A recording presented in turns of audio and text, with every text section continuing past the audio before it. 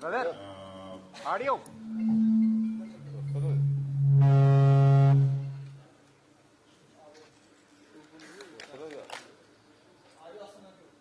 Hello? Anyway, so of course, the press conference will be you guys asking us questions and we'll answer that. The idea is again, I think after COVID, this is the first time WEO is back. It was COVID actually played, and for almost 2 years we stopped international conferences also. We started back and now they are very successfully going. It's like almost nothing happened, so they're taken off. So, and I think in the last 3-4 years, WEO, we have rebranded ourselves from International Egg Commission to World Egg Organization because it sounded more relevant for today's this thing to do that. And that said, we are also our level of engagement with global bodies is at a whole different level.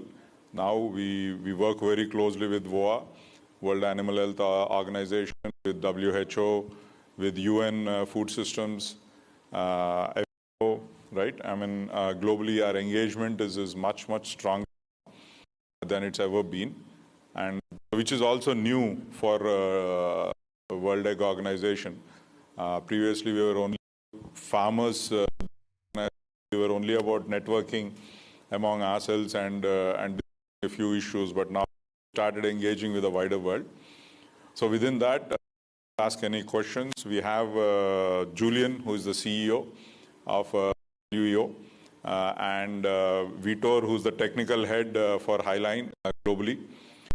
Olivier, who was with SIVA for many decades, I guess, and has been even with SIVA, he's always been involved with government affairs, interacting with the global bodies and all that, and that is where he is helping us, advising us, and is more or less our voice with the global bodies, and right now leading us understanding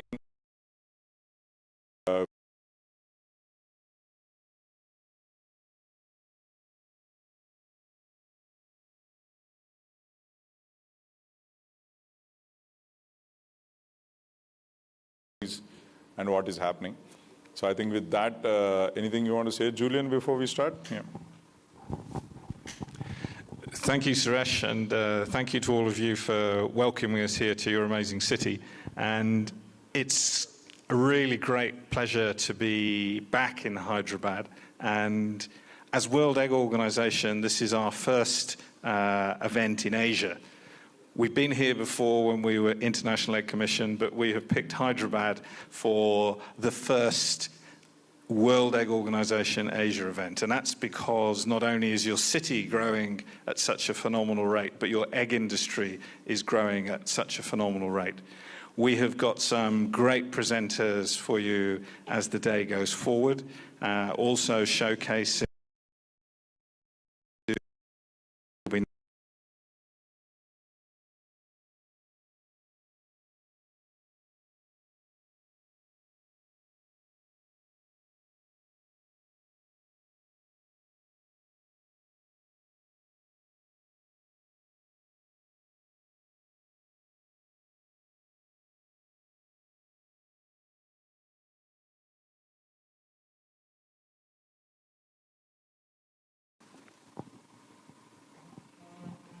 So start with any questions you have. Hello. Yeah. Hi, Julian. This is Shashank from Poultry, Dairy and Feed Newspoint magazine. I have two questions for you. Sustainability is no longer optional but essential nowadays. How do you see as a WEO body towards regenerative farming in poultry? Thank you. So question, if I've understood it correctly, about sustainability and what defines success going forwards. So the first thing I think of when you mention sustainability, my mind automatically goes towards the absolute key One Health issue of being able to get vaccination for HPAI in laying hens. For us, that's a sustainability issue, and it's absolutely critical. Around the world, so many countries are suffering huge losses with avian influenza, Hypath, and it leads to many millions of well birds being slaughtered. So from a sustainability point of view, that is resources which could have gone into feeding people, really high quality protein through eggs could have gone into feeding people, and it is lost. It is lost because of slaughter for disease control. There's an animal welfare issue in there. To me, the biggest animal welfare issue globally is that we're not allowed to have vaccination in each of the countries that wants it for HPAI. We have got chickens which could be perfectly healthy and they're becoming sick.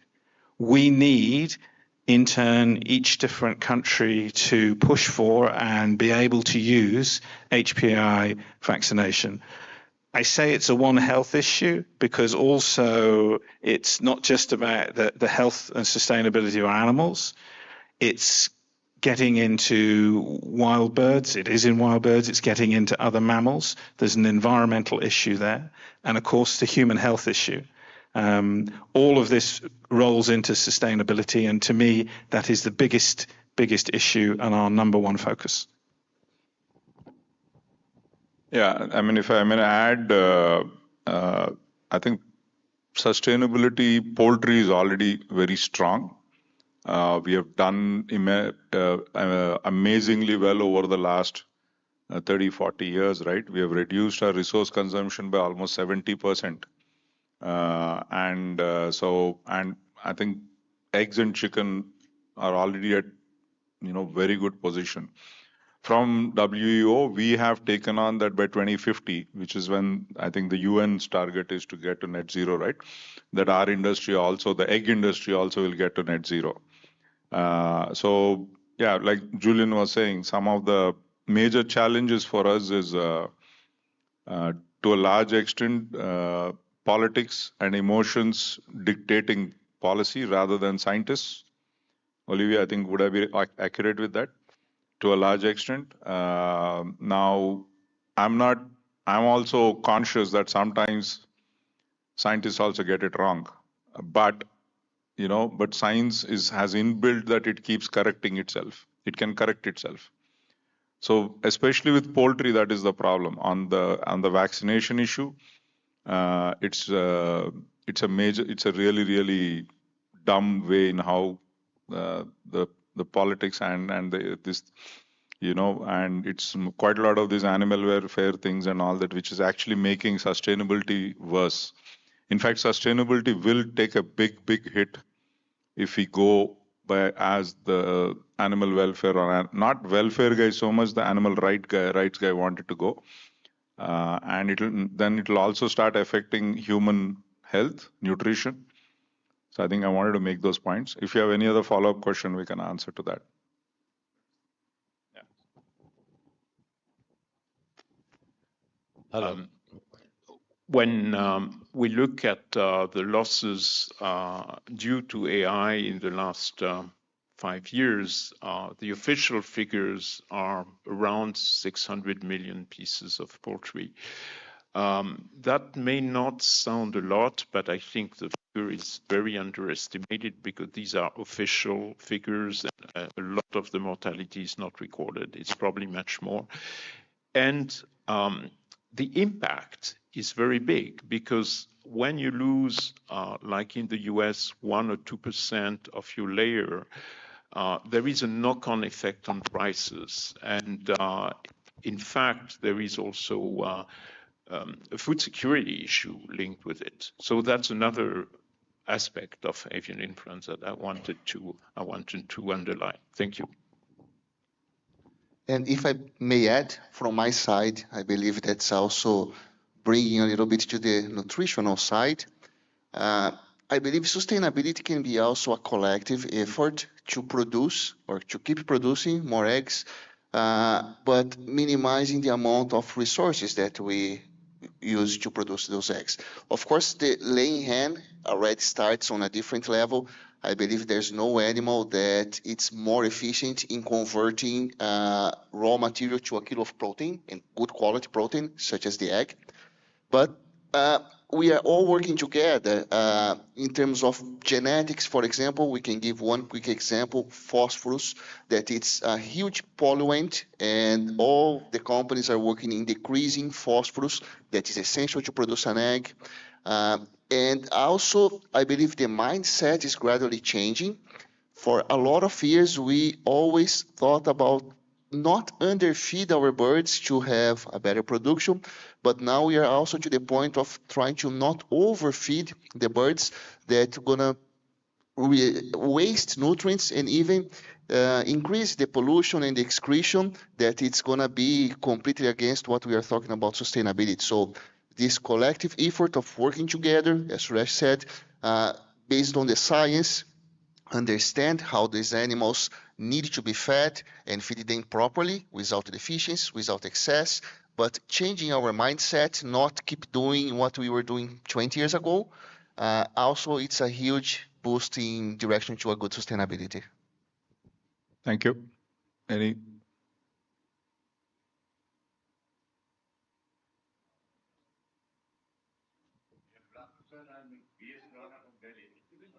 I had a question of Mr. Julian. Sir, how many countries members of World Egg Organization, and technically how WHO Egg Organization helping this country to promote egg business?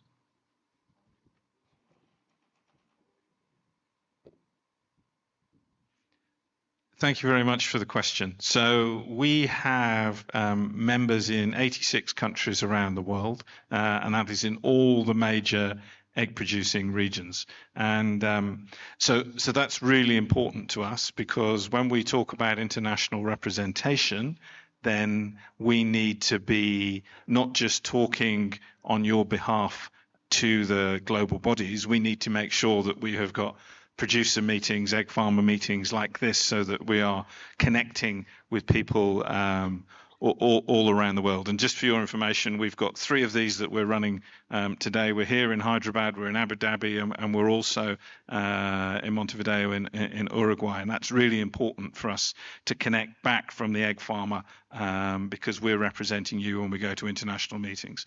In terms of egg promotion, we are not doing that in individual countries, because the people who are best placed to know how to communicate to consumers in each country is that industry. So in India, an Indian organization is best placed to know how to communicate to the different markets and to the way different consumers in different countries. And you go to Colombia, it's best that the Colombian industry does that.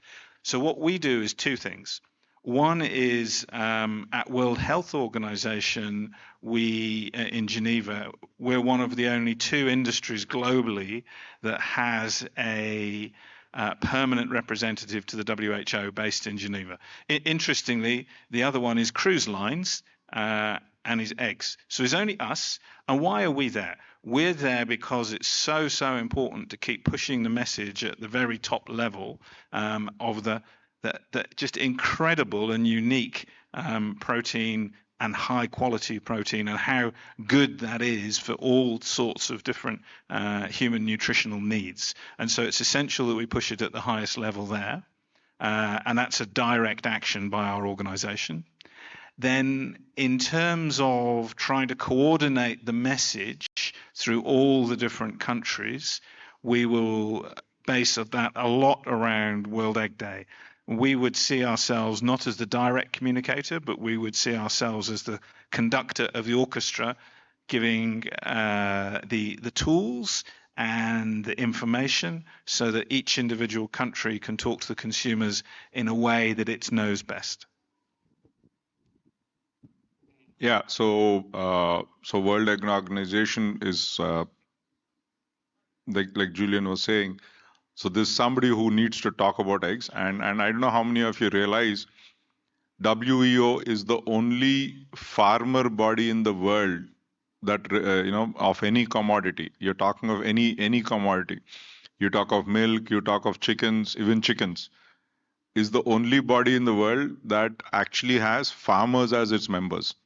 And it is on behalf of farmers. Globally, anywhere you go, it is only processors who represent the industry, not farmers, right? So I hope you realize. So when a WHO or WOA is talking to us, that's what they appreciate us, that they're talking to the farmers, the producers directly, rather than talking to processors and large integrators. So I think that's one distinction. The second thing is, as Julian was saying, what we do is directly we don't do any promotion because it won't work. That is not because it's a right of a country's body to do that. It is not a global this thing. But what we do is we teach them, through this thing, we show them how a particular country is doing very well, so that you can learn from that and do that. So that is the role. That's where we will still be. But I don't think WEO should ever directly get into promoting eggs. That we do, as I said, at different bodies in WHO and WEO, WOA and all that. Yeah. Next, any questions? Please. Yes, this is M.K. Vyas from Hind Poultry. My question is for Mr. Julian. Have you any budget provision for promoting eggs in different parts of countries? And if yes, then what is the criteria for allotting those budgets in different countries? Sorry, can you ask again? Different eggs or different? No, for egg promotion. Budget provision for egg promotion in different countries. And what is the criteria for allotting those budgets in different countries? So I think that is something that particular country has to decide, right? I mean, so we show them what is happening. Am I answering your question? Yes. So what we are primarily as WO do is we do during the conferences, we keep bringing what is the message and how the growth is happening and how they are doing, right? For other countries to learn. So we will not tell them how they should do it, what budget they should do it and all that. But they learn, right? Rao Saab also learned a lot about NECC and how they were doing when he came to IEC meetings in 80s and 90s. Both my father and Vitor Rao Saab, they used to follow IEC a lot. I mean, the first thing he told me is you have to go to IEC every year when I joined in 92. Because he said that is where you learn what the rest of the world is doing and how can we learn to promote ourselves. So I think IEC will not get into how NECC should be run. That is not WEO's job. And neither I think is right. So, but what we do is, we can tell you how did Colombia go from 140 eggs to 340 eggs. And Colombia freely shares that. They come to IEC, they're very active members. So how did Canada double in the last 10, 12 years? So we can learn that, right? And all that. But, they freely share that information on the platform. So we give that linkages. But IEC will not tell anybody, WEO will not tell anybody how and what they should do. Got it. And if I could just add to that, in terms of how do we choose which countries to showcase? Well, part of that is that we are tracking and monitoring egg consumption and the growth in egg consumption. So we're looking to tell stories of excellence, and Colombia often comes to mind. But if you look at India, the rapidity of growth and the scale of growth is just phenomenal, as you know. But also, if there's countries coming to us and saying, we've got a really interesting story to tell, then we're going to provide that opportunity. So the opportunities are open, and we're looking to showcase the fastest growing and the most innovative.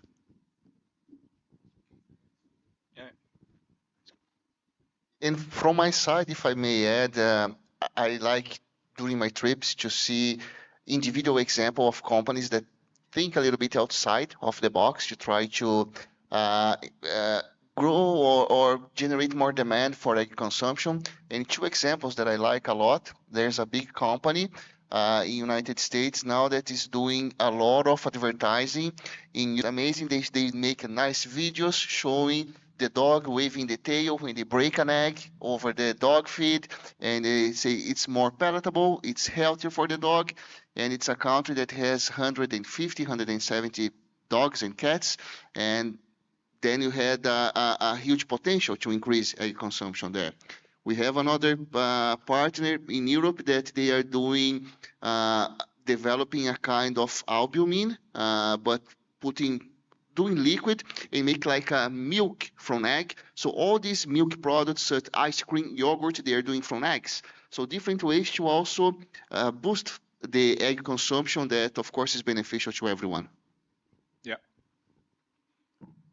Anybody, Nazir? Good afternoon, Suresh Garu, and the gentleman sitting on the stage. I would like to know, is it this World Egg Organization is a new body, or it is associated with International Egg Commission? And what is the difference between IEC and WEO? You want to explain? Thank you for the question. So, World Egg Organization is the new name for International Egg Commission. The organization started in Italy in 1964, and last year we were celebrating our 60th anniversary.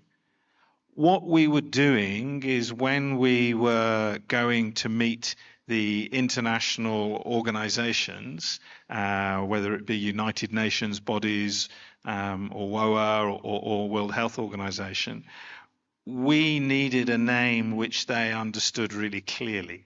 And so for more than 10 years, we were presenting ourselves internationally as World Egg Organization. And really around the celebrations for our 60th birthday, it became clear that we really needed one name, and that was a great time to amalgamate the two. So World Egg Organization is the new name for International Egg Commission. It builds on everything that International Egg Commission was doing, but there is certainly, it's given us a platform for new energy and a boost in the work program that we do. So we've taken on a lot extra as we go forward. And one of the things that we were coming across was the English language changes over time. And 60 years ago, when we formed, the word commission meant something else, and people started to think that it was a government organization, and we're not a government organization. We are an organization for farmers, led by farmers, representing farmers. So we are a farmer organization for egg producers, and we're not a government organization. So this name needed to change to make that crystal clear. You're from UK, London headquarters. London headquarters. I think now WEO is based in Italy. You mean to say? No. It started in Italy, but it's still in the office is still in UK, not in London anymore. Practically, it was never in London. It was always in Shropshire. So that was one of the things I made them say, we were spending some money for that London address, which made no sense, right, Julian? And I said, it's a global body. It has there is a small office where there are a few people there who work on it, and that doesn't need to be in London. So we were saving money, so we decided to not use London anymore. So that's one thing. As Julian was explaining, the commission was not making sense anywhere but to the English guys. So we said it's now a global body, so we better. And it didn't make sense to the English guys. And it was not making sense to the English guys also. So that was one of the things. And as I said, as Julian was saying, when I joined the board and I had these two organizations, and I myself was confused. What is WEO? What is IEC? It was IEC practically, but WEO was the branding we were using with the FAOs and all that, and it made sense. So then finally my successors took this thing and said, no, we'll call ourselves WEO, no more IEC. As you can see, even I have a tough time transitioning. because for 30 plus years I've been saying IEC, and now suddenly we have to say WEO. But that's what it is. So the office is not changed. Office is still there. It's in Shropshire. With today's networking and this thing, this made no sense.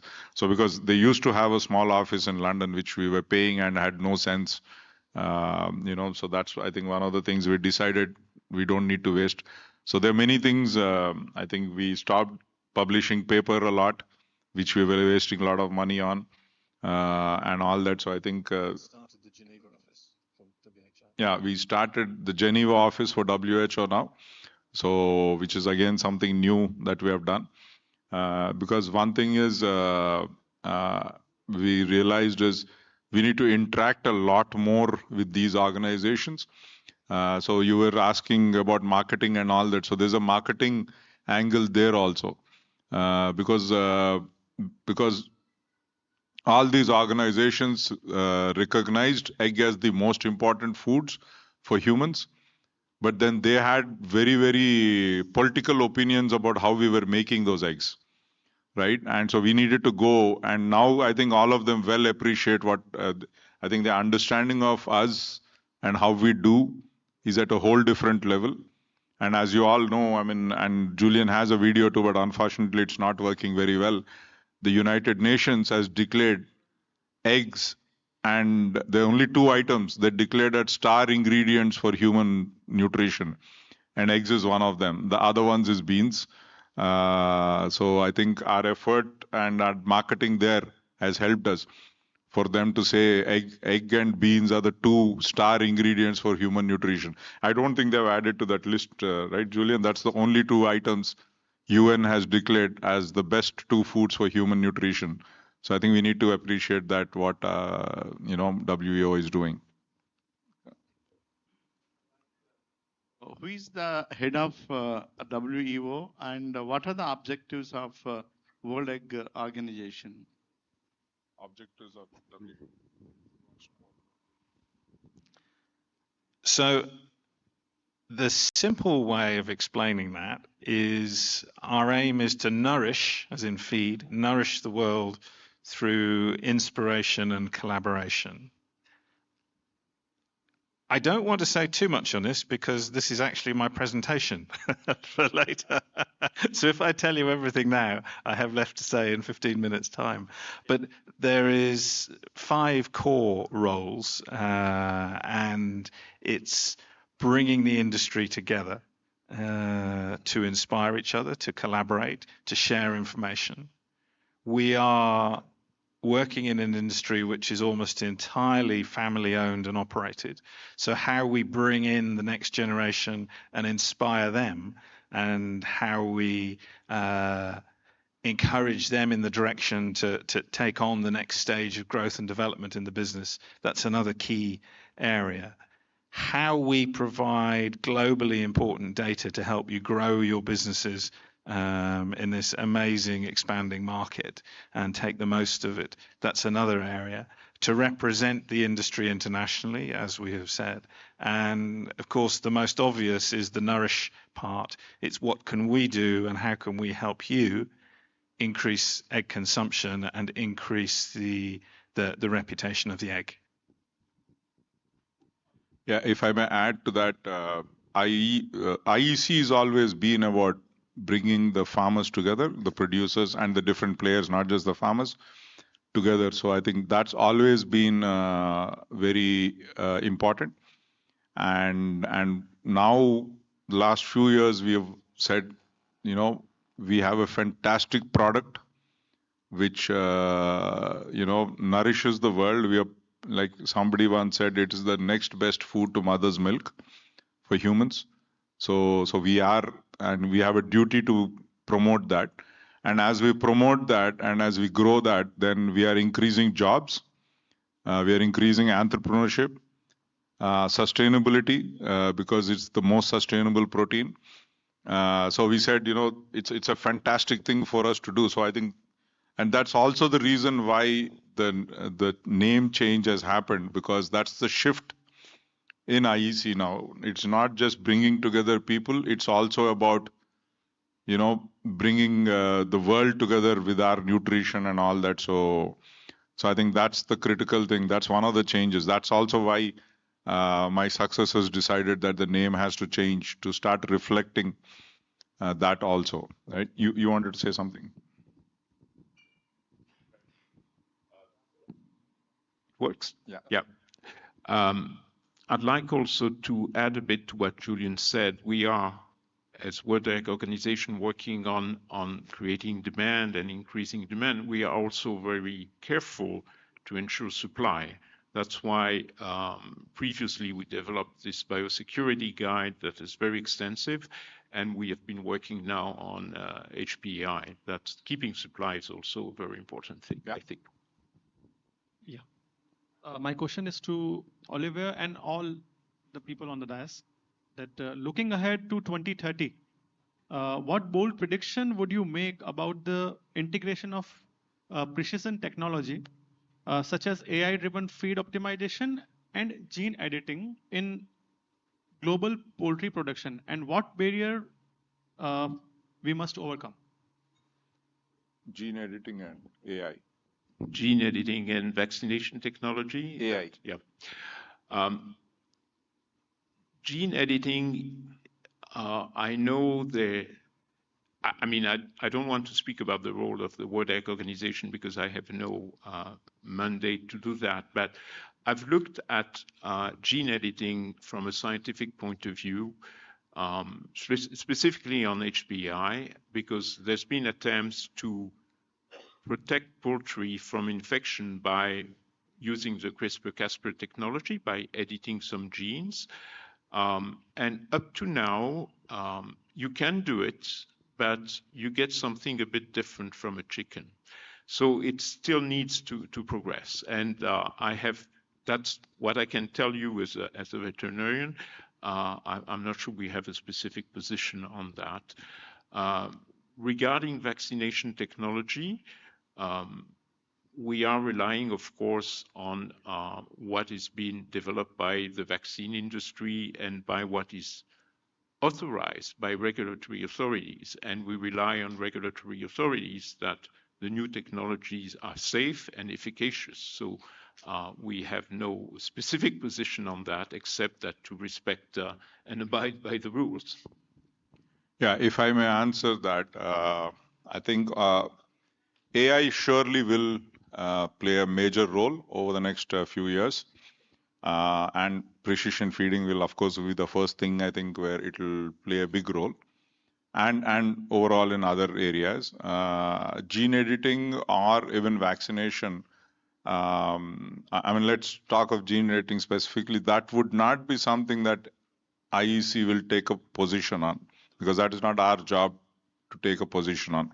Like even with AI vaccination, IEC is only, our role is to bring together everybody, but we will never take a position. We will not say, please vaccinate. Right? Sir, as a farmer, I just want to ask, like it's an organization of a farmer. So as a farmer point of view, what's your take on it? As I said, AI will definitely play a huge role. Gene editing, we have to see. I think it promises. It is a promising this thing, but in the end, it will all depend on what governments will allow, right? So it's something we are watching.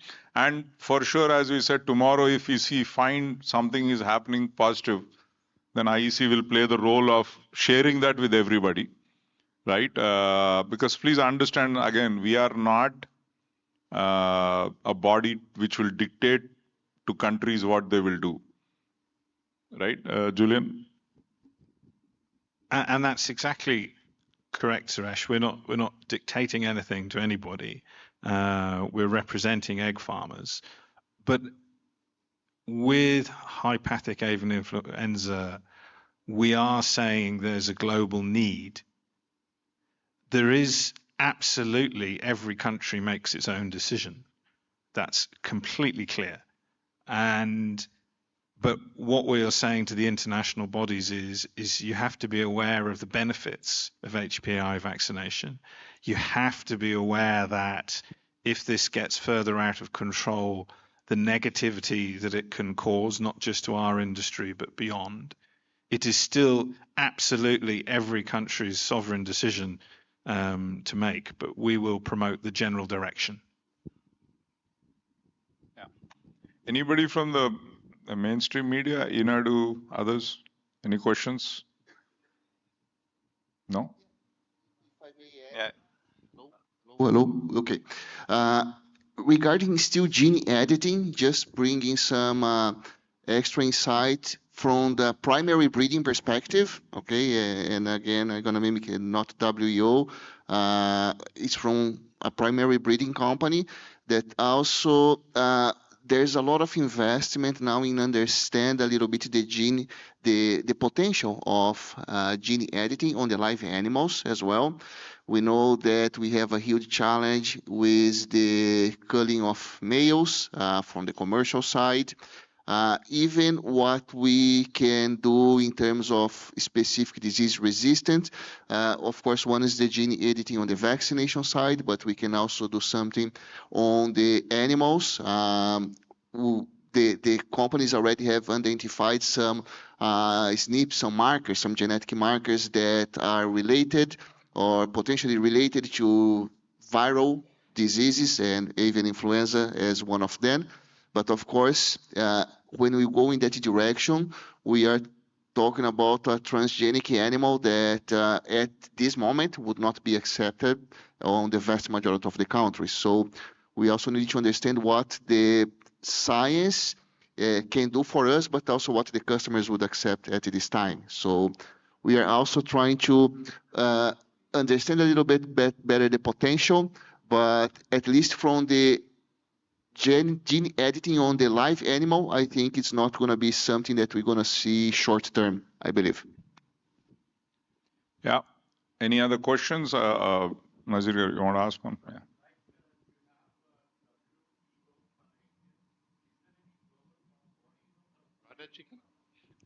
Yes, it's called IPC, International Poultry Council. But yeah, it's mostly processors and integrators and all that. There's no I don't think there's any farmer in it. So I think you missed out. I was earlier saying IEC is unique in that it is globally. There are, I think, mostly farmer body. Olivier, you want to say something about that? Well, in fact, we are quite unique as an organization representing farmers. There is a word farmers organization, but for all the other productions, dairy, red meat, etc., it's only processors. So that makes us quite unique. Yeah, so there is IPC, and unfortunately, I don't think there's any Indian member in it. Even I have not taken membership in that. So yeah. And of course, we have the presentations, and then we have in the end again, we are all here to answer anything else after the presentations. So I think we'll move on to the actual main program. So yeah, unless anybody has any other questions, burning questions now, you can always ask us while it's going on. Yeah, thank you. Let's start the main program. Yeah.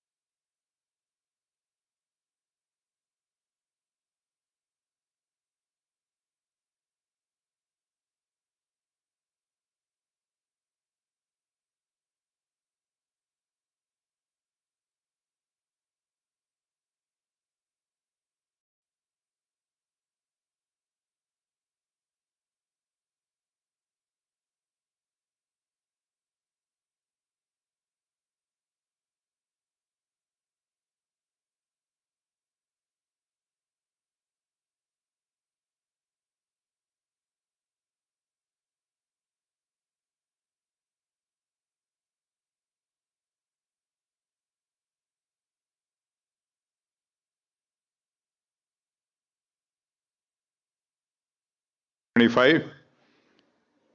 It's a pleasure to chair the sessions today and to be joined by my global colleagues, industry leaders, and distinguished guests. As most of you must be aware, I was the chair for WEO, the first Indian or the Asian to do that. One of my highlights in my life, I guess. Been going to IEC or WEO for almost now, I don't know how many years is it. I think first one I went was 1993. So even Julian wasn't part of IEC then, right, Julian? So I'm older than him in the organization. So it's something that I've always learned a lot from. So both my father and Dr. B.V. Rao, one of the only things they said is I have to go to IEC regularly, because they said that is where I will learn what's happening around the world and what is it that for us to grow and learn and all that. So that's something that I've taken very seriously. And so I've been attending IEC regularly. I'm not every IEC, but mostly all these years.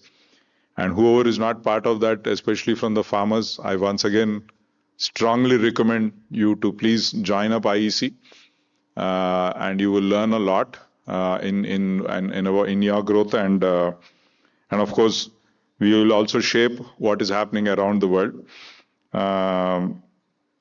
So we have a very exciting and insightful program ahead. And of course, everybody, please do give us feedback in the end if there's something that you think we can do more. Our idea was to do a much bigger engagement and all that, but I think COVID in between came and played some hooky with us, and so otherwise by now we were going to have a very strong program in India. But I think it will start happening from now on. And of course I require and request everybody's support here, the farmers and everybody, to help me shape this. So with that, so I now want to thank our supporters, our sponsors, DSM, Firminish. I still get confused, can't say that word.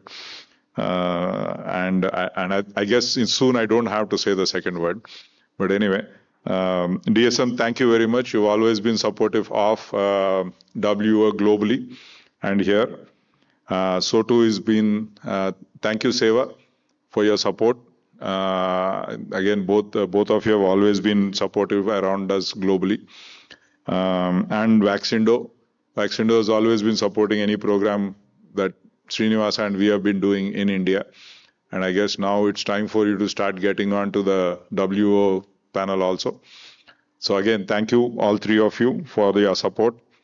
I'm grateful, really grateful for your support. So as you all know, India's egg sector, this is working, is the fastest growing in the world. We are now maybe at 105 eggs per capita.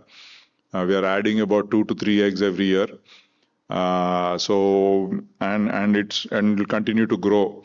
For perspective, for many of you, I think you know we are number 2 in the world now in egg production, and China is number 1. We are at 142 eggs. China, I think, is at close to 500 billion eggs. Vitor, would be something like that. Yeah. So that's what we will be doing in a few years, in 20 years, I guess. We'll catch on to China. Of course, China's moving in the other direction also because they're losing people. But they're still eating per capita. They're still eating a lot. They love eggs, man. I mean, we have to start becoming like them. So they really love eggs, and they're eating more. It's growing. And India will also do, I think, because that recognition is coming now. We have champions like Ashok. Harsha sometimes doesn't do, but he used to eat 10 eggs, but I think nowadays he's not eating. But anyway, I think we have champions here who eat a lot of eggs and keep posting about that. So I think that will go forward. So as India continues this remarkable growth, being part of the World Egg Organization helps ensure our voice is represented internationally, that our industry is supported with global knowledge, insights, and collaboration. It's now my pleasure to welcome Mr. Uday Singh Bayas, President of IPMA and Poultry India, to share a few words. Uday.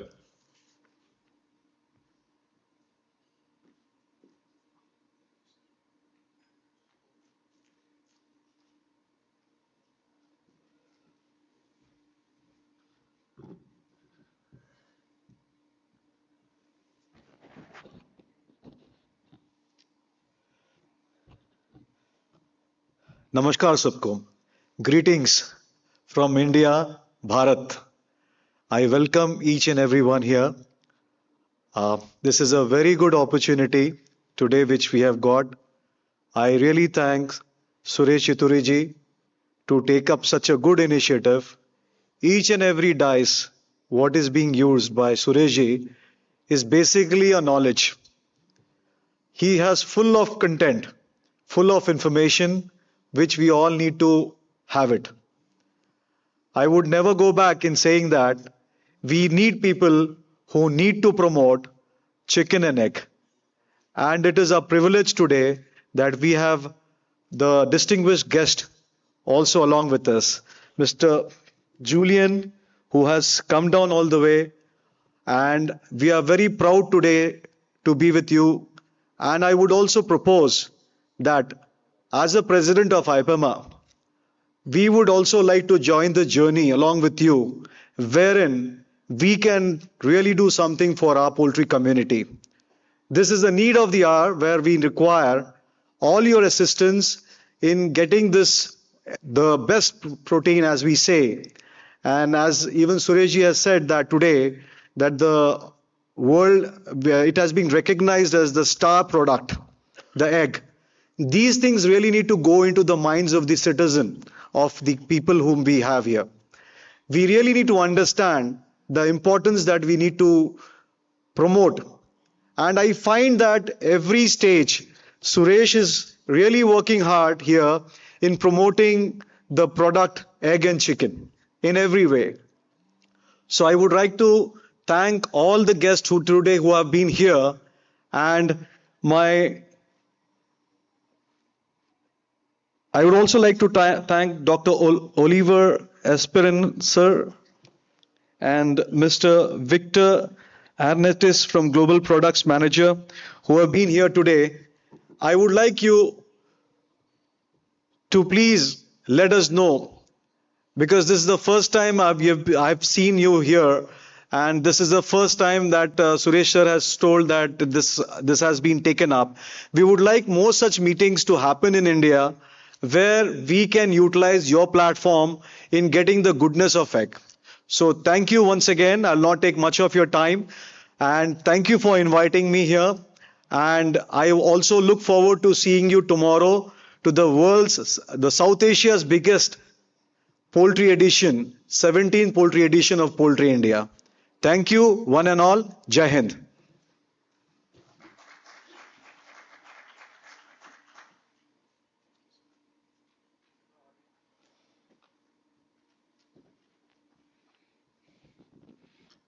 Thank you, Uday. Thanks for the partnership offer, and I'm sure we'll definitely take advantage of that. I have to say, Poultry India is now going to a next level under Uday's leadership. I appreciate that, and everybody is acknowledging that.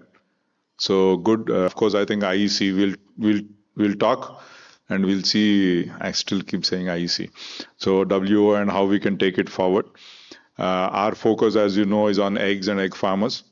So, and that is what we would love to, I think, with Julian and all, we'll talk about it and partner and see how we can do a bigger event on this to support egg farmers. With that, we'll go to the next, this thing. So, We'll hear from Nan-Dirk Mulder, Senior Global Specialist in Animal Protein at Rabobank. With a background in agricultural economics from Wageningen University, Nan-Dirk has provided strategic insights on key industry issues across all continents. Nan-Dirk is right now at VIV MEO event in Abu Dhabi this week, so he prepared some insights for us via a video recording. So I'll play this video recording now. Video recording. So I'll play this video recording now. Is it on? Oh, no. Can you play it? Yeah, play.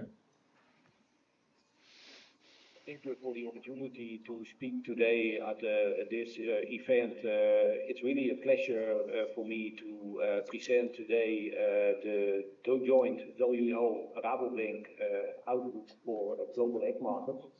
And in this presentation, we want to highlight also the opportunities for investments in Southern Asia, especially India, which is going to be one of the most bullish or fast-growing industries in the next decade. So let me give a little bit background on what we have been doing. We have been working earlier this year together with the WEO on a report in which we mapping the long-term outlook for global egg markets. So this has been a joint research in which we have been work intensively together with stakeholders from all regions in the world. And also with different disciplines going from feed producers, genetics, to egg producers.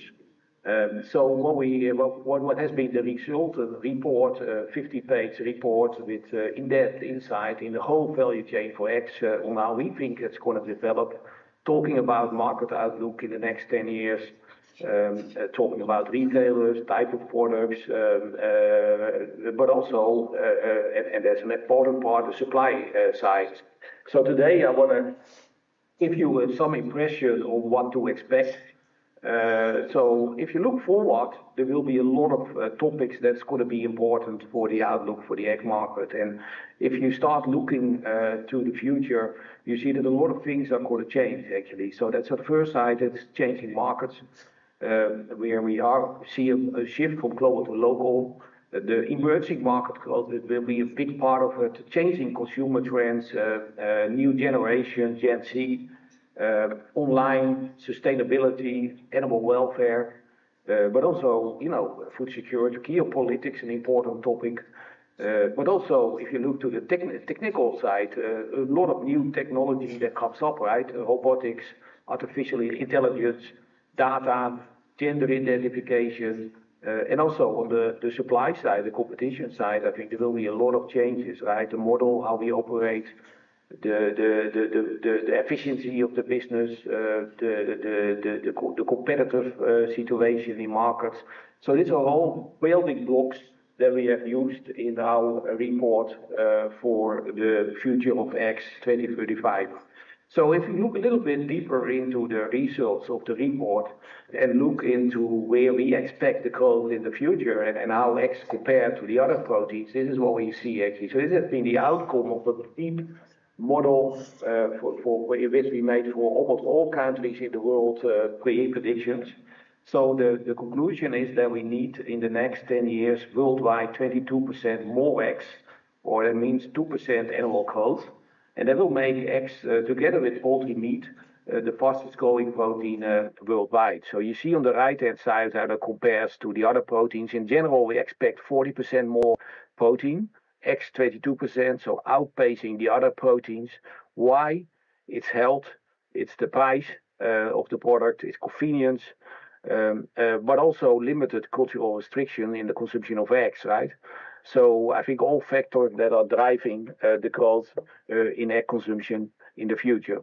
So, and if you start looking then a bit deeper and then also try to understand a bit the fundamentals of global egg demand, I think there are several factors that are important, and the most obvious one for sure is population growth and income growth. And for India, for population growth, we are close to 1% per year, so that gives you every year 1% growth.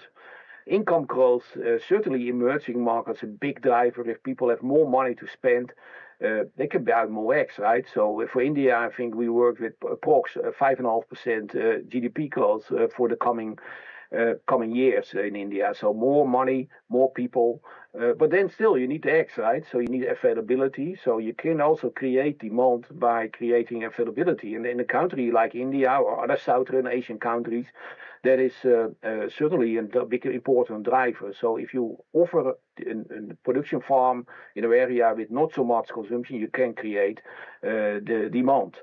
And then there are a lot of factors which are more marketing driven, right? Affordability, the price of the product, the preference of the consumer, and also marketing and product development. So if you look then into how egg consumption is over the world, you see big differences. And India is one of the lower egg consumption countries. I think it's somewhere between 75 and 100 eggs per year. But if you compare that with other countries in Asia, so I marked here in this figure Asian countries, so that are the ones in orange, and you see India. So you see that there is big upside in India egg consumption. Egg, I think, is an important protein source in India. So this shows, I think, the potential of India in the future. Certainly, if incomes are rising, if you create more availability and you focus more on marketing of the product. So if you look then further in what has been then the outcome of our model, then and how India and some Southern Asian countries compare to the rest of the world, you can see here the growth predicted for India. So for India, you can see that actually it's the fastest growing country in the world. And in the Indian egg market growth will represent 25% of world egg demand growth. So that will mean that in terms of volume growth, the growth in India will be now bigger than China. For China will be captured approx 20%, India 25% in the future. And you see that 70% of the egg consumption growth for the next 10 years will be Asia, 7% Africa, 20% Latin America, and only 4% North America and Europe, actually. So it means certainly India is going to be the fastest growing country in the next 10 years. We talked about income growth, and income growth, urbanization, leads also to changes in consumption behavior of consumers. So typically, how we see this developing when incomes rise is like we see in this figure. So low-income countries, traditional markets, most people buy at wet markets. If incomes rise, reach a certain point, you see the development of modern distribution, supermarkets entering, convenience stores, food service, online, very bullish. People have more money to buy eggs, but they also can start buying in modern distribution. So for eggs, I think still more than 90% of the eggs are sold in wet markets in India. But with the growth in modern distribution, you get a new outlet, and also that offers a lot of new opportunities in branding, product development, etc. If you go further, in countries like Malaysia or in Chile or in China, you see that incomes are higher. The growth is slowing down. Consumption of eggs is already high, and the focus is more on convenience, on health. And later on, you enter the states where Europe, US is, and there you see that ethical things are getting more important. So talking about labor, or about welfare of the animals, environmental. You see the development of free range, cage-free. So every state has their own challenges and opportunities, right?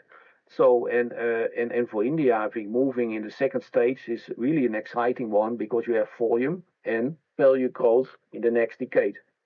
So this is just an illustration of how that looks. So I've been traveling quite a few times in India, and I think always I see the opportunities there, right, in developments. In the last couple of years, what I've seen is really accelerated growth in food service. So many restaurants, quick service restaurants are developing, and also the really take off of online food distribution. So on the right hand side, you see online. So how the share of people that use online services for food is really high in India. And also, the development of food service in India. So the growth in food service is, together with in the Philippines, the fastest in the world, actually. So that offers a lot of new opportunities for producer to tap into the future of the market. So, and if you get the development of modern distribution and also the retailers growth, that means that you get more opportunities to evaluate the eggs, right?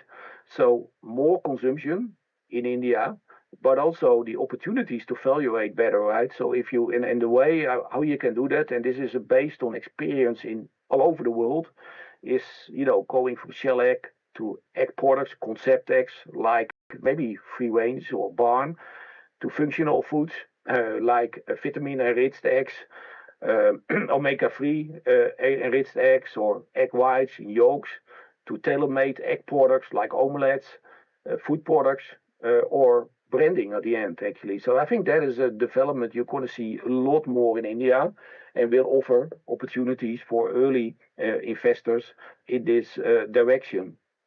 And in line with this development, and also the development of a more modern food industry, you will see also the takeoff of the egg processing sector. And globally, this market is growing 2 to 2.5% per year, but you can say that 85% of all the egg products production is in developed countries. But when incomes rise and you get a more modern food industry where food safety is becoming more important, you see a development of egg product demand in the country. So a lot is business to business, so selling egg products to food manufacturers, but also increasingly more to restaurants and to hotels, that segment. So for India, we are really bullish. So for India, we expect at least 10% growth per year in this field. But, the share is still very low, right? So it comes from a low base. But in terms of egg products, it's certainly one of the faster growing markets as well. So what does this mean? If you look all the big fundamentals that we expect, actually higher incomes, more people, more modern distribution, still the challenges with diseases, the resource issues, relative high and volatile feed prices. I think it's all going to move more to modernization. So we go to more modern farms, integrated farms, efficiency-driven, yield-driven, focusing on more on sustainability, and certainly also biosecurity because of the risk, I think, of disease that is, I think, present in all industries, including India. So, and also if you talk about production, one of the topics that always comes up is cage-free versus cage eggs. Well, if you look globally, we see clearly a trend to cage-free, and we also made a prediction for the cage-free trend worldwide, and you see that the share is rising, but it's especially in the emerging markets. In emerging markets, Asia, it is taking off. So we see in more and more countries that there is now a developing cage-free market, also driven by companies who want to differentiate, and also by food manufacturers who want to sell also cage-free food products. But it's still a small part of the market. In India, my expectation is that still in the next years, mainly cage eggs, because also of price, I think, competition element there in the market for pricing. But you will see a slight takeoff also of cage-free in India. So looking then into the future and expect a lot of changes, a lot of investments. This is the ranking of the 20 biggest egg producers in the world. So you see that the biggest producers are now producing more than 40 million layers a year. But also, if you realize the growth in the world with more than 90% emerging markets, 70% Asia, 25% India, that means that the role of India is going to be a lot more important in the future. And that will also make India a more important market for international companies in the future who want to capture growth. So we see a trend to globalization with internet companies active in more markets. And I'm sure that also India will be definitely more in the radar screen of these companies, taking into account the bullish market situation in the country. So takeaways, well, if you look to the growth globally, eggs is clearly the winning protein together with poultry meat. So we expect approximately 22% growth. 90% of the growth will be emerging markets, 70% Asia, 25% India. So India, important. So South Asia, also countries like Bangladesh and also the Southeast Asian countries, they are among the top growth markets in the world. Egg products is growing by 2 to 2.5% annually. And again, I think also here, China and India are really the growing markets here. We see in general a shift from volume to value, and you remember the triangle, right? So the way I think moving up in the triangle to value creation and branding. Consumer concerns important, and certainly in Asia. And I think in Asia, most focus is on health and food safety. So I expect opportunities here for functional foods, right? Like vitamin-enriched, omega-3, selenium enriched eggs, right? These products, I think, popular also in other Asian markets. Online food distribution and digitalization will really take off, and I've seen that already happening in India, and I expect that to continue happening and even faster. Expect with the growth that we foresee that there will be high capital expenditure expected due to greenfields, in some cases cage-free transition, the integration model and modernization, what is needed if you get more modern distribution. I expect also that there will be more focus on modernization, more smart farming online. So a lot of new technology that comes up, right? They will be applied also in your industry. So I want to thank you very much for your attention.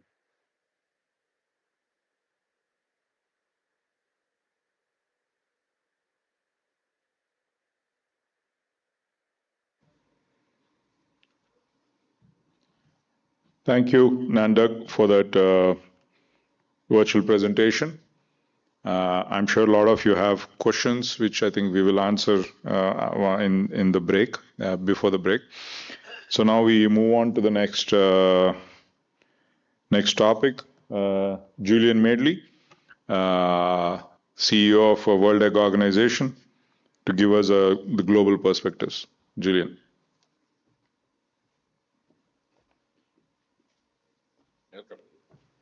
Thank you, Suresh.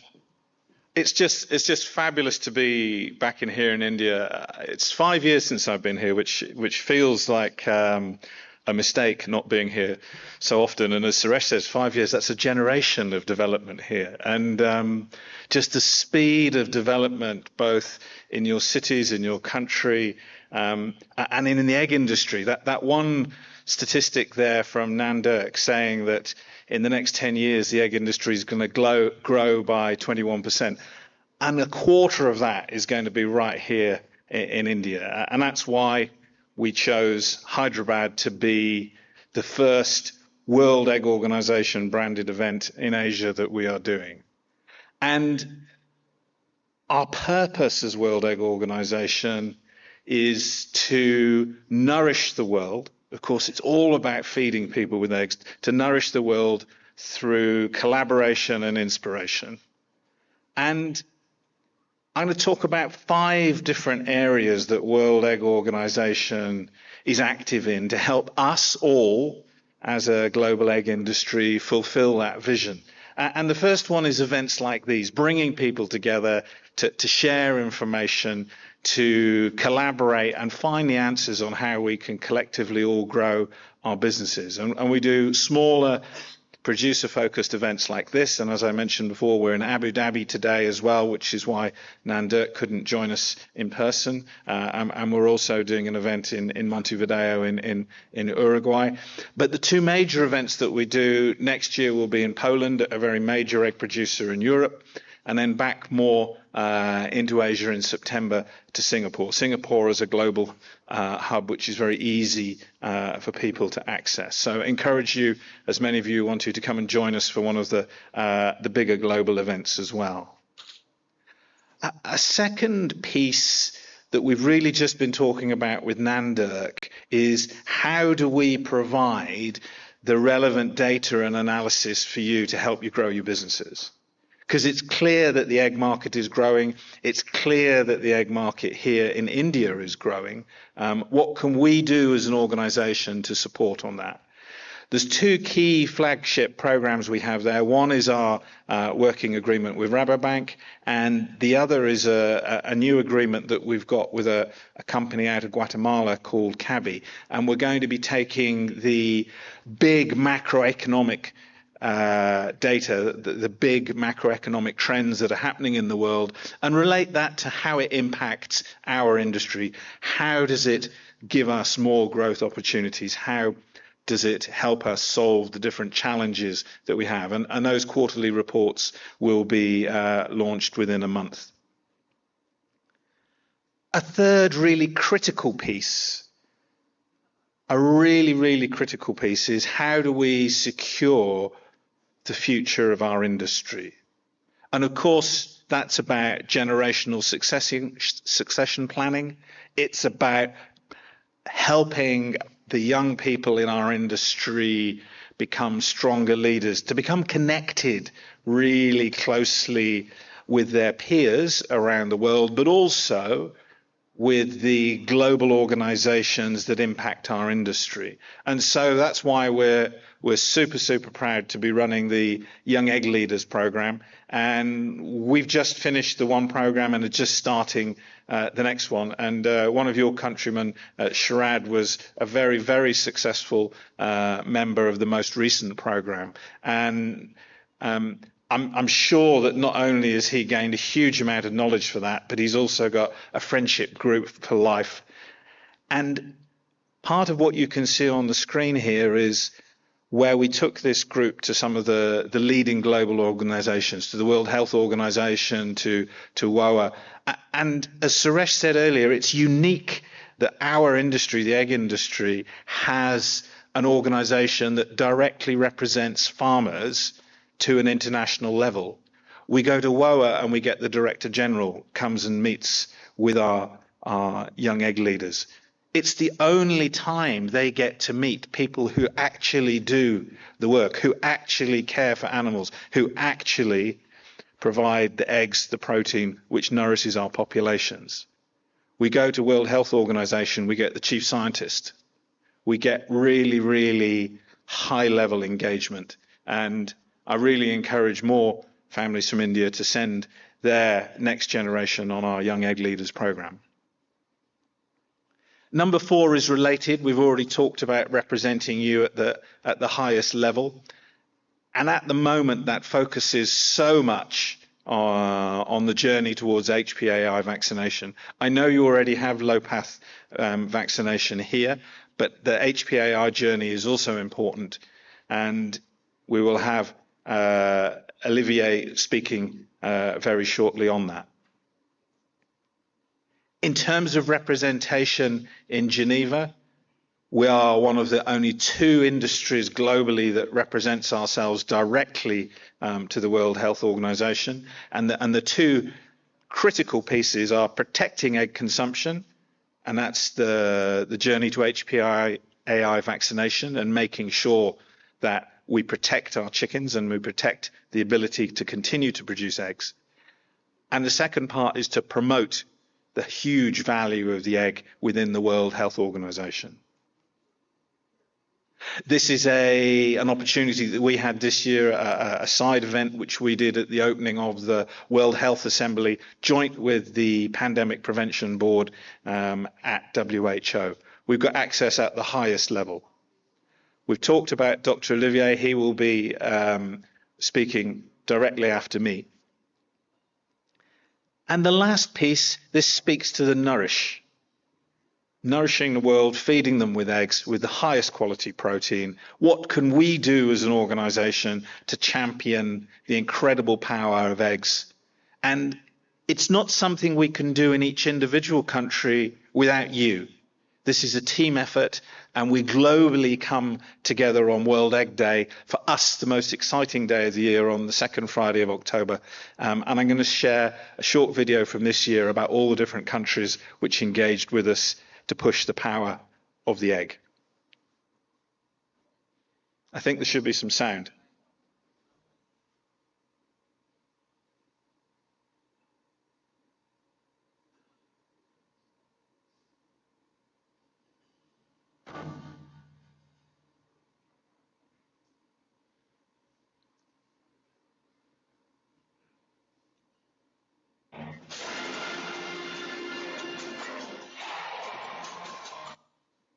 I'm going to start that again and hope that it comes with the sound this time. Am I ready to go?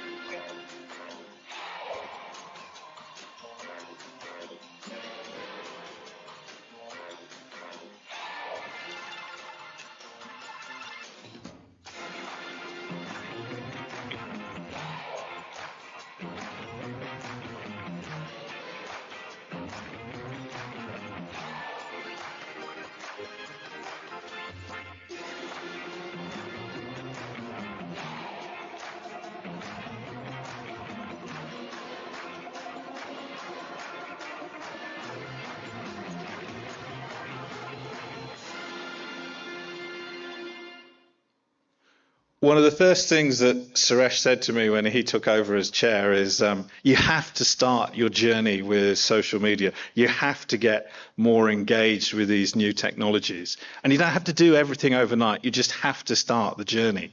And through that journey, we've been helping World Egg Day grow and grow and taking it to new levels. And the amount of countries that are engaging now is phenomenal. But that's all up to you. We can act as a central resource, but nothing happens without all of the different members, all of the different countries that engage. It's all about what you do. And through doing this role for several years now, what I have learned is that if we act together, if we work together, our voice can be heard. The voice of the egg farmer can be heard. We've seen that when we've been working at WEO, where we had hundreds and hundreds of letters from probably some of the people in this room to help us get regulations changed in our favor. When we work together, we have a lot of power. And I'm going to leave you with a video, and it's about when we went to the Food Systems Summit 3 or 4 years ago. While Suresh was chair, and we were facing going into the Food Systems Summit with the agenda run by an organization trying to get rid of half global livestock in 15 years, trying to halve our industry.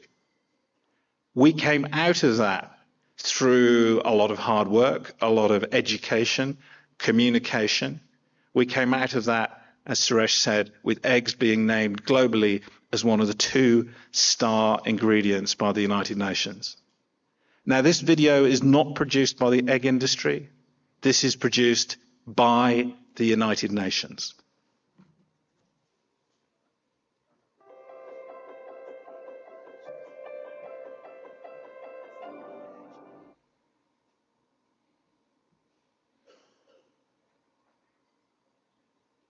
So we appear to have sound issues with this video as well. The major point here is that this is the United Nations doing our promotional work for us. Thank you.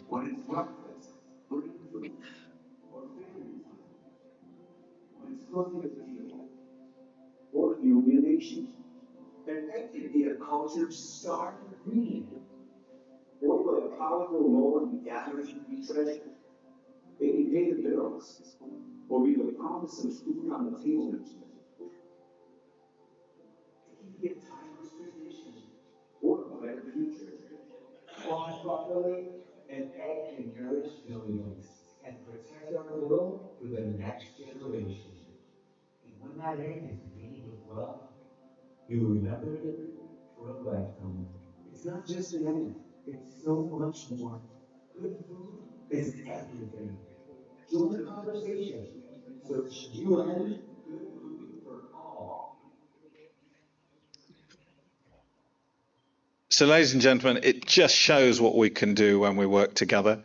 We're starting to get the recognition that we deserve at a global level for this amazing product that we all work with and that we represent.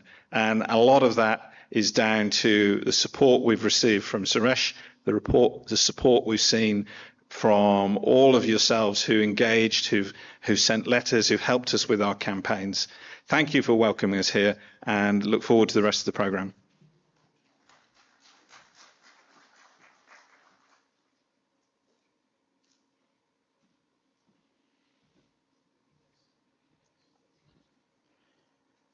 Actually, that video by UN Food was actually a coup for us.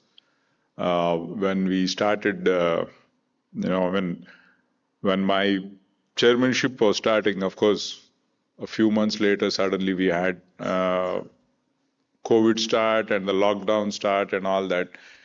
And at that moment, some of the organizations were trying to take advantage of that, and they started something which was very well intentioned, right? I mean, the UN Food System Summit, the idea was that we'll address how the food systems are affecting the environment, and then we also didn't understand the games and the politics going on behind, right?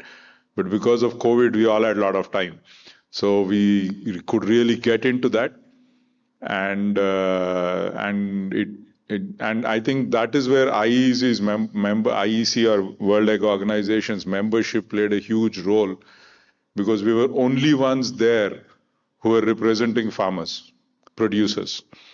Everybody else was being represented by processors. Angry that egg got declared as a star ingredient, and the milk guys and all that, they were nowhere on this thing, right? But anyway, that was good. And that was really, as you saw the video, it's a really good one that they did. So with that, we will go on to the next presentation by Dr. Olivier. I will not murder his last name by pronouncing that or attempting to pronounce that. I think we'll shift now. The focus is to the global issue of avian influenza and the journey of HPAI vaccination. Dr. Olivier has more than 30 years experience in veterinary medicine and international pharmaceutical leadership, and today serves as the chairman of International Alliance for Biological Standards, or IABS. He's also now working with the World Egg Organization to support the egg industry on the journey to vaccination. After Olivier's short presentation, we will have a Q&A session, so please be prepared to ask questions. Olivier, over to you. I think there's a pointer. Yes, okay, good.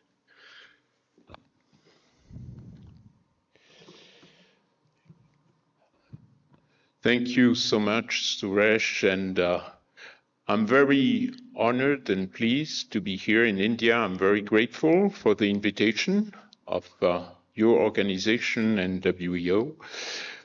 I will speak about not artificial intelligence, but avian influenza. I'll try to show you a bit what happens globally. And I need to start, of course, with some definitions. As many of you know, we have two types of avian influenza, what we call LP, low pathogenicity, and HP, high pathogenicity. They are different by the impact they have, mortality and morbidity, and there is actually the World Animal Health Organization has a definition, very strict definition of what is HPAI. Nevertheless, we know that some LPAI have also high impact on the health of poultry, and so the definition is sometimes a bit blurred. Nevertheless, when we look at the different types of avian influenza, all HPAI are either H5 or H7. There is yet no other example of HPAI. Of course, there are H5 and H7 that also LP, that also low pathogenicity. So that's also a bit confusing. But today, all HP are either H5 or H7. That's important to remember. So why is it a problem? Well, first, of course, we don't want to see our layer hens, our chicks, sick and dying. So there is a direct impact on the economics of farming. The indirect impact is that you need, or the government obliges you to cull around the farm infected. So we do get rid of a lot of healthy layer hens, healthy turkey, healthy chickens, because when an outbreak happens, you need to cull around the outbreak. There are social issues. I mentioned the price of eggs, but you have also the morale of farmers. When you lose all your animals twice a year, it can become really very impactful on your mental health. And of course, also the disruption in case of broiler, of slaughtering and job losses. Importantly, there is also a public health risk. We know that with HPAI, we have very few cases globally. I think, I can't remember exactly the number, but it's a few hundreds over the last years with a high rate of mortality. If you get HPAI as a human, you have a 50% chance of dying. And so even though as of today, we never had HPAI being passed from human to human, we know that this is a possibility. So there is a huge risk, relatively low risk today, but with very high consequences, I should say. Of course, when you get HPAI in a country, there are trade limitations that the country don't accept some of your exports, especially regarding breeding chickens, but also broiler meat, etc., and also eggs in some cases. So trade restrictions are also very, very impactful. And of course, the impact of wild birds.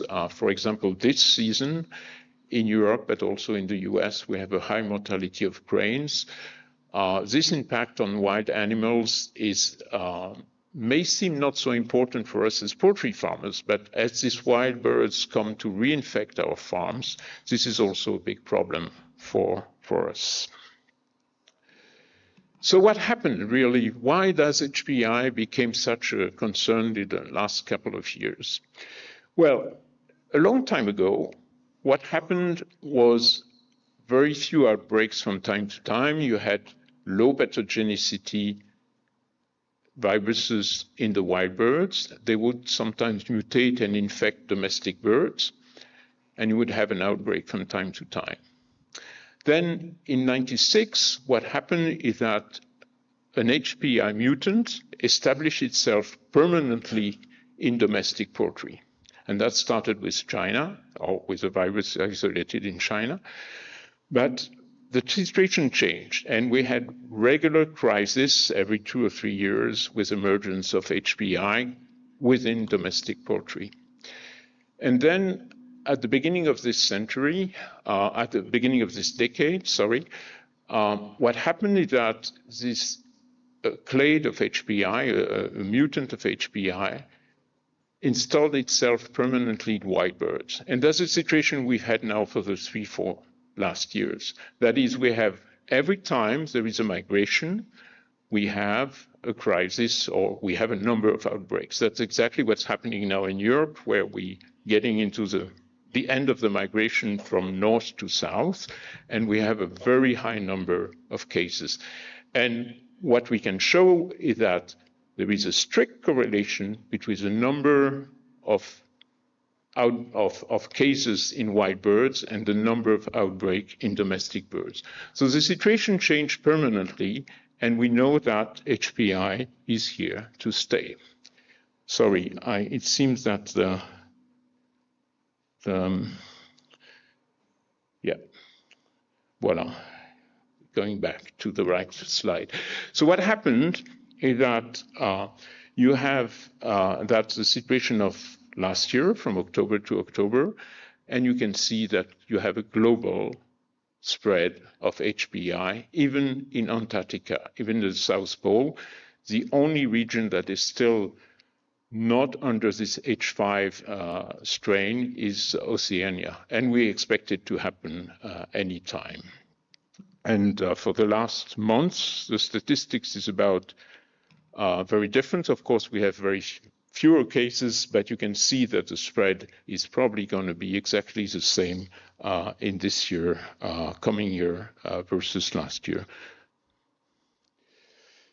So, a word about vaccination. First, as many of you know, when you have a case of HPAI in a country, you must declare it to the World Animal Health Organization. Usually, this will stop trade for you, and you cannot export for a while until you are declaring yourself against free of HPAI. If your country was free before, this takes only 28 days. If your country was not free before, it takes usually a couple of months, about a year. If a country chooses to use vaccines officially against HPAI, then it will lose some markets in trade. And the reason is that if you vaccinate, other trade partners will suspect that you have the virus circulating in your country, and it's understandable. Oh, yeah, coming back, sorry. We're good. So, with that said, the World Animal Health Organization does encourage vaccination as a strategic management tool. The World Animal Health Organization doesn't say that you should vaccinate, but it says that if a country chooses to vaccinate, it's fine, provided that the surveillance of what viruses circulate in a country is reinforced. And this statement of the World Animal Health Organization has been reaffirmed again and again and again, especially at the last general session last year, and will be reaffirmed regularly by the World Animal Health Organization. So it's okay to vaccinate, and you can trade, that's allowed, if you reinforce your surveillance. So as of today, what have we seen? We had a number of countries that were practicing vaccination for a long time, and I've listed them on top of this list. I won't repeat them. And what we see is progressively some countries are also bringing vaccination in their management tool against HPAI. We had France vaccinating ducks now for the last 2 years. We had a number of countries in South America choosing to vaccinate layers and breeders. The Philippines are starting to vaccinate in Asia, and South Africa is also limited, but some vaccination going on. So as the pressure increases because of the wild birds infecting domestic birds regularly, we see some countries vaccinating officially. Now, HPAI, I hope now it's well understood by you. It's a bit different from other diseases because you cannot just vaccinate like you vaccinate against bronchitis or like a laryngotracheitis or so on. You have to have an authorization from your veterinary services if you want to officially vaccinate. And that takes a lot of effort because if you want to export, you need an agreement for the trade partners, so you need to involve your government to negotiate these agreements. So you cannot just vaccinate like that. The other point is that you also need to vaccinate all together, because the goal of vaccination in this case is to stop transmission between farms and stop transmission back to wild birds. So you need to vaccinate all together. And that takes also agreement on who does what, who is financing, who is paying. In France, for example, part of the vaccination and surveillance is paid by the government, part by the farmers. In some other countries, it's the farmers who pay everything, etc., etc. So all that needs quite a bit of work with your authorities, either provincial or central organization. The World Health Organization has produced a number of tools about vaccination that you can access to if you are a member. This morning I wanted to access them and reread some of them. They are extremely good. They are still very valid. They're old by a year or so now, I think, Julian, but they are extremely useful. And you have a lot of information there on how to build your vaccination plan with your different stakeholders, but also very practical information on how to vaccinate within your farm. So please, if you can, go and look it up, because this is very good stuff, in my opinion. So as layer farmers, if I want to vaccinate, is it possible? Yes, vaccination is relatively easy. I think preparing vaccination plan is complicated, but vaccination is relatively easy. You have, for example, I've quoted this one because this is something that is in the strategy of some countries in the vaccination plan. You can vaccinate with a vector vaccine, either the day-old chick or even in the egg, and you have one booster to do.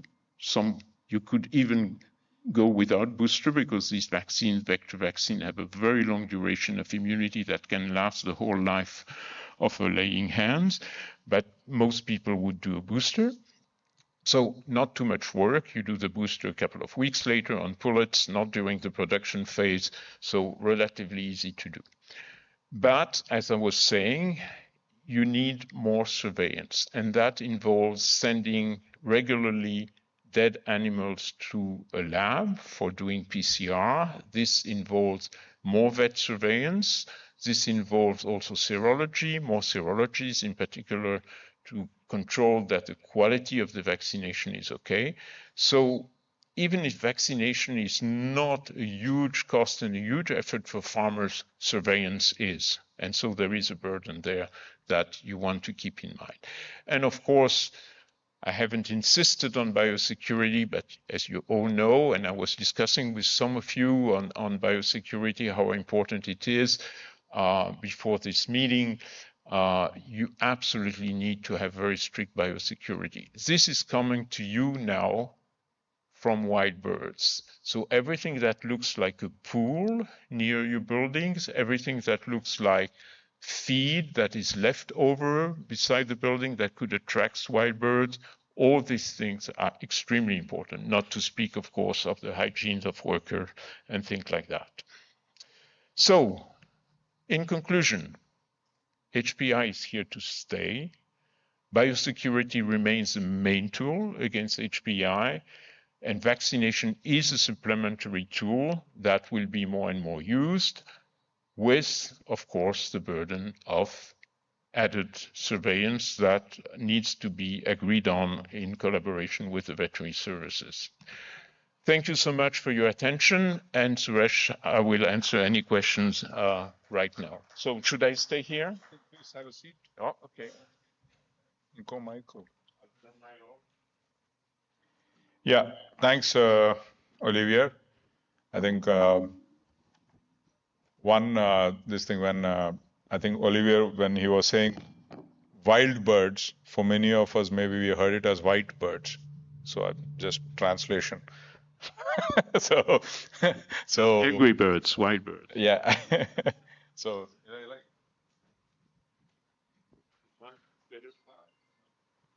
okay, so we now switch to the fireside chat. So first, anybody has any questions about this, what Olivier said? Prasad Garu and Ashok, of course, and Kal Michael. So Dr. Prasad is my company's main technical head, and he's he's on the field dealing with a lot of issues. So I'm sure he has Go ahead, Prasad. Sir, I'm asking relating to our commercial farms, especially in Andhra Pradesh, Telangana, and other things. Generally, we are observing H9 infection regularly, sir.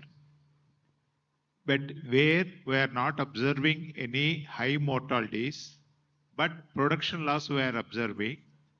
Along with that, whenever the seasonal changes or stress factors are there, in few farms, H5 infection also we are observing. Regarding this control as a prophylactic, even though in India it is not allowable, but we are doing unofficially. At that time, are you recommending using the both H5, H9 together, whether it will have impact in controlling the infection? That is the one question. Yeah. So the question is to the use of both vaccines against H5, H7. Yeah. H9. Okay. H9 is almost endemic now. It's there always. And when the stress factors increase, is when we are noticing H5 infections coming. Yes, and it's true that, interestingly, H5 will not, or even HPAI H5 will not always create big mortality in broilers especially, but sometimes also in layers. It's a bit surprising.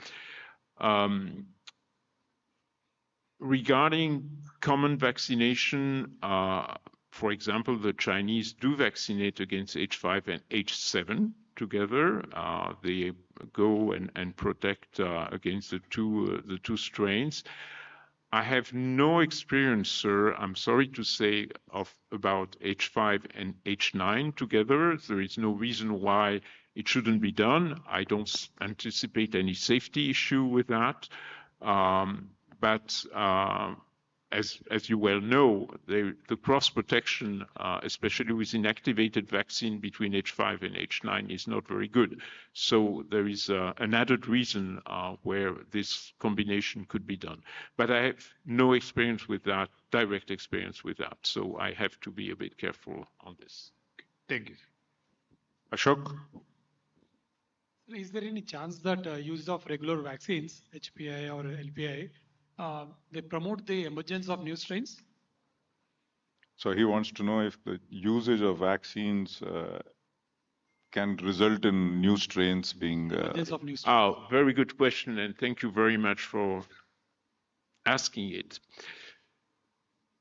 Again, the answer is a bit complicated. The truth is that if you use a vaccine, especially in a case where not everything around you is vaccinated, if you have holes in the field of vaccination around you, you will facilitate indeed that the virus will find a way to evade the vaccine, mutate, and change. So that's very true. Also, the timing of vaccination plays a role. In preventive vaccination, let's imagine you start vaccinating laying hens in a country. By the time you get all producing laying hens vaccinated, you need almost a full year. It takes a while. So there are reasons to have holes, and there is a possibility of the vaccine to mutate. With that said, most of the vaccines we use are inactivated, and so because they are very specific but bring no cross protection, also allow the vaccine to mutate. If you use some other categories of vaccines, then you have better cross protection, like vector vaccine or subunit vaccines or even genomic vaccines. You will have better cross protection and less opportunity for the virus to mutate. Eventually, also, if you vaccinate properly, you will massively decrease the release of viruses by the animals and the risk of transmission. And we have demonstrated that now very beautifully in Europe. We can show that vaccinating animals will massively decrease transmission. So, bottom line, when you vaccinate properly, you decrease your risk massively, even of mutation. if you don't vaccinate properly, and I'll take one of the countries or 2 or 3 of the countries that I've shown on my slide that vaccinate against endemic HPAI for a long time, they let farmers do what they want. Some vaccinate, some not. And guess what? The situation is very bad because the virus continues to mutate, and that's not a proper result. That's why I insist on the slide vaccination plan. If you want to vaccinate, except in emergency vaccination, where of course that's a different matter, but if you want to vaccinate preventively, you need to have a good coverage of your laying hen population. Long answer for no, that's I think very good question.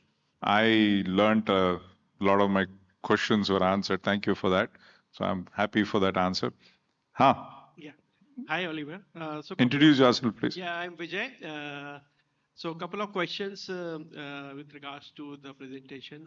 First, can you talk about the countries which are already vaccinating? So how they are doing the zero surveillance mechanism after the vaccination, so that there is a data available for them to track how the vaccines are being performing in terms of protection. And second, what's your views that top 5 or top 10 poultry markets in the world, they are yet to, initiate vaccination? For example, when we talk to officials in country, they always refer to US, Thailand, the big markets. They are yet to initiate HPAI vaccination in commercials. So do you have some insights on these 2 questions? So one on the US. I think one is asking how is the surveillance happening in how are some countries managing that? Yeah. And 2, he wants to know why are the big markets not yet? Yeah, very good. So including the US. Thank you so much. So surveillance. I could simplify this by saying that if you send regularly your dead animals to a lab for PCR, you have already done 80% of good surveillance. Where it gets more complicated, say how many birds, how many times, and how many farms. In Europe, the rule is, and especially in France where they vaccinate, you send dead birds every week to the lab for PCR. You have also a veterinarian visiting the farms every month for checking the birds and doing some controls, random controls, and you do serologies. Serologies are very good, but they are a lagging indicator. You will detect antibodies 2 or 3 weeks after the virus has, visited your farm. So, because sometimes you will have once a year. So serologies are good for verifying the quality of the vaccination, but we can put them aside for surveillance of the virus. It's really about sending regularly dead birds to the lab or PCR, and also, of course, having some random sampling in a population. So that's what they do. Today, you send the French farmers to send every week. I think the rule will change and it will be every other week, because we've seen that we have enough control apparently with sending birds every 2 weeks. And there are some traps in that, because sometimes you don't have enough dead birds. You need to send 5 and you don't have enough. So you pick up some other bird that is healthy. So there are holes in that. Sometimes the farmers don't visit all the buildings. They will pick up the dead birds just at the beginning. And so they will ignore part of the farm that may be more exposed to HPAI. So nothing is ideal, but the surveillance is very heavy because of that, because you need to send birds to a PCR lab every other week, or today every week. Why are not the big countries vaccinating like the US? Because of trade.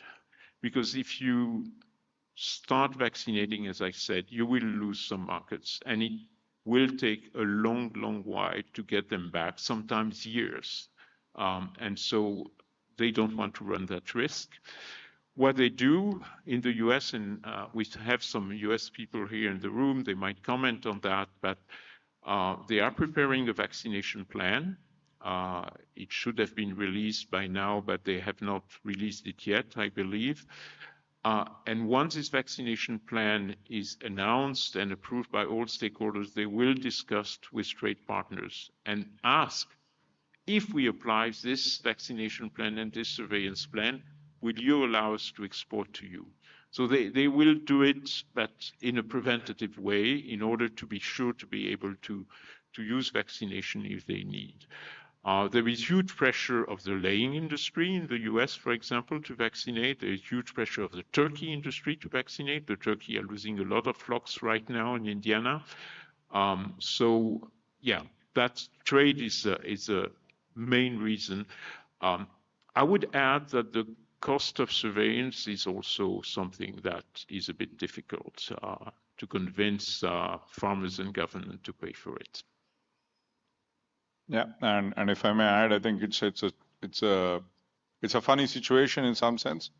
It's all about the large exporting countries, especially US and Brazil, and the issue is primarily from the broiler side. Everybody else wants it done, but there's a lot big trade, right? So they're both. It's like the first penguin, right? I mean, whoever does it first, because Brazil doesn't want to say till it says US says yes.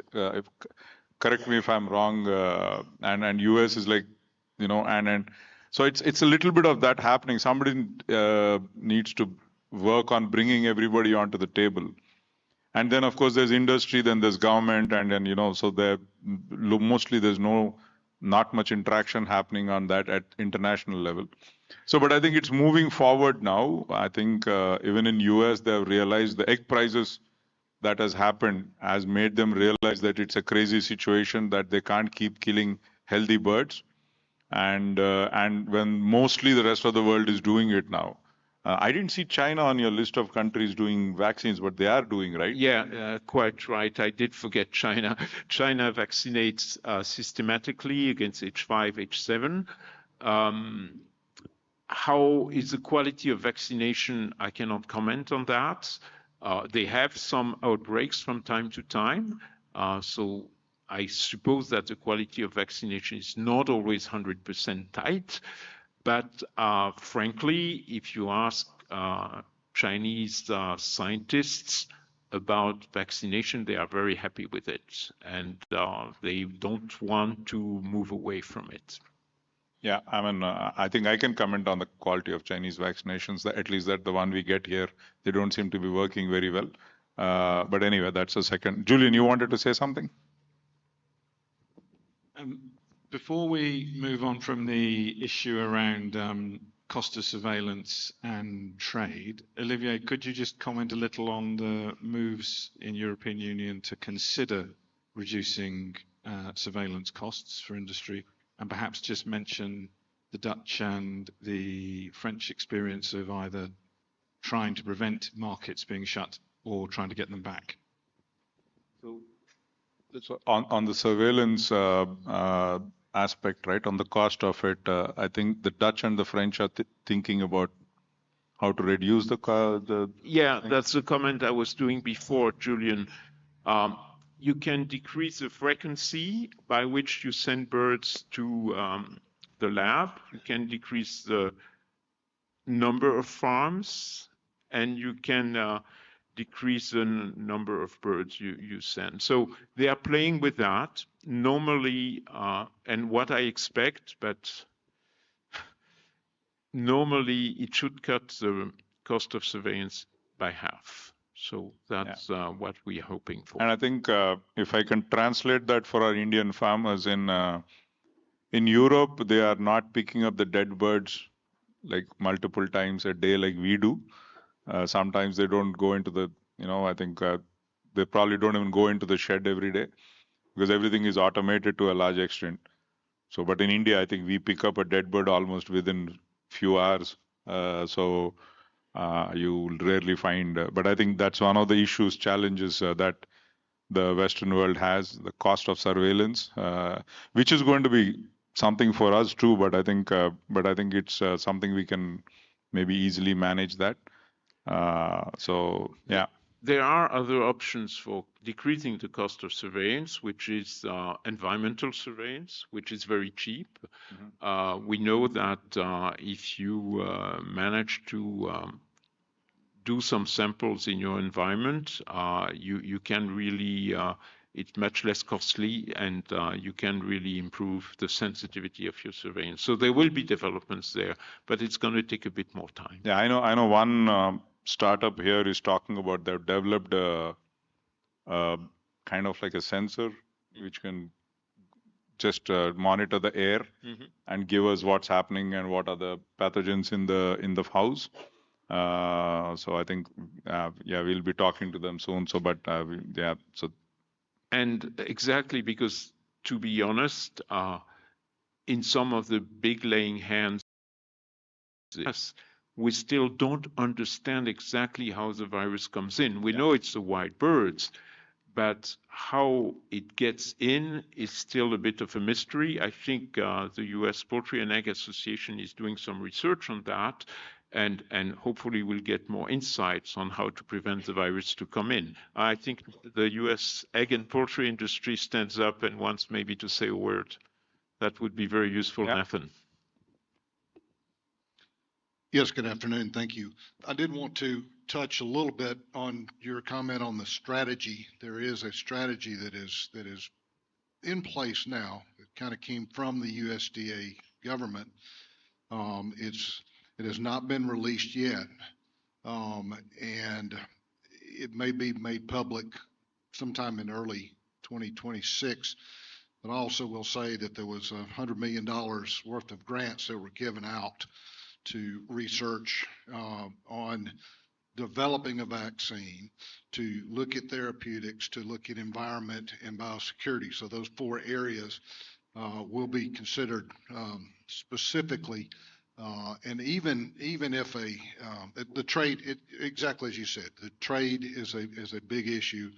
And even if a strategy is approved, there's not a vaccine right now that is approved in the U.S. So, I mean, they're looking at doing that, and it's going to be a while before that is. So, they're saying maybe even 12 months before anything gets injected into a poultry. That's what we're hearing. Yeah. But thank you for that update. Somebody here, you wanted to, go ahead. For AI vaccines, is there any specific seasons to take it up regionally? Seasons like summer. He wants to know if there's a specific season to vaccinate for. So good question. You would feel it to be more effective. Yeah, good question. If you're talking about emergency vaccination, no, of course, you vaccinate when you feel so pressed by the disease or you're so scared that you want to vaccinate. In terms of preventive vaccination, you want, of course, to reach your immunity at the migration season. So for a Northern Hemisphere country, it would be that to get your immunity, let's say in October, November, just by now, a bit before now, to be protected when the migrating birds show up and are around. So that would be important. Now, with the quantity, as I said, you need to vaccinate your population in its entirety. So it's impossible to get everybody vaccinated at the same time, unless private farmers do it. Because in Europe, we have teams moving from one farm to another to vaccinate, and that takes, of course, quite a while.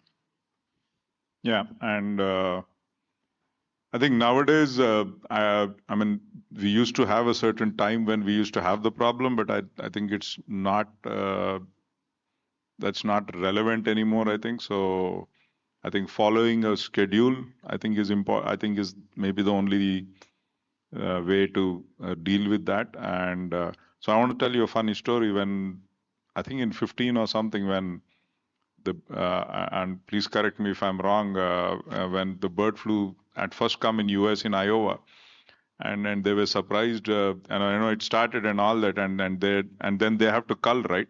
And they're not prepared for that. You can't prepare yourself to cull 50 million birds in a few weeks. And then I heard one of the places it was getting, the infection was spreading, was all the guys meeting in the pubs in the evening.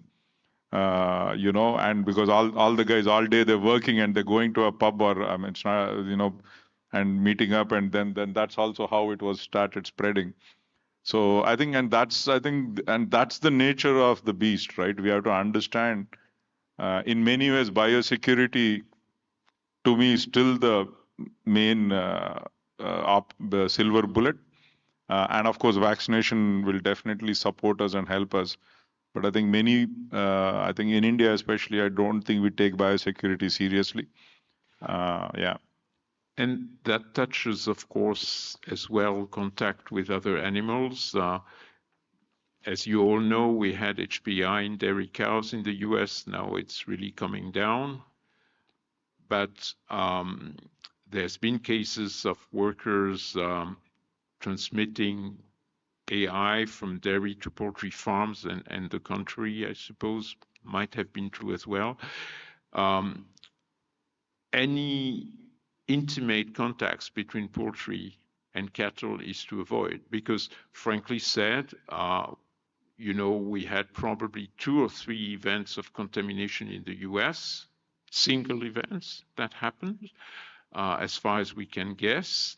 So it takes only one teat of a buffalo dipping into some contaminated water to get something totally out of control. That's a guess, because we don't know exactly how it happened, but it shows you how biosecurity in all dimensions is important. Yeah. I have a funny story about that. Maybe later on, it's not probably appropriate to say on stage. But so I think with that, does anybody else have any questions? Olivier is of course present around for us to talk about during lunch or dinner also. Yeah, please go ahead. Can you introduce yourself, please? The mic is here in the front. Good evening. Myself, Dr. Srinivas. What is your opinion on vaccination after outbreak? Sorry? What is your opinion on vaccination during outbreak? A vaccination during outbreak? Yes. Probably Vitor or somebody else would be a better person to answer that later. I think, do you want to answer that? I can just say that it can be done. I wonder if the disadvantages don't outweigh the advantages, in so much that if you have workers coming to vaccinate farms close to an outbreak, you increase the risk of transmitting the virus, because you have a lot of people coming and going in your farm. So it can be modeled, it can be done. I've not seen much of it in AI, and frankly said, I'm not sure. Yeah, to a large extent, I think you're too late anyway. But I know it's in the middle of that. I tell you not to do something, it'll not be smart either. But I think it's always better that you do preventive. And maybe later on, Prasad or somebody, or during the final this thing, we can discuss that again. But I'll remember to ask that question of Vitor, and maybe we can have somebody like Prasad also come and answer, because he's more on a field practitioner dealing with that every day. Yeah. Okay. So thank you, Olivier. Thank you very much. That was very insightful. I think I myself learned a lot. Thank you very much. And again, as I said, Olivier is around all the evening. People can please come and ask him. As I said, when he says, when you hear white, he means wild. So remember that. And I don't know some other French words. I don't know. I'm just joking. So thank you, Olivier. And we'll take a short break now. I think we'll be back around 5:25 to move on to the next session. Thank you. Thank you all.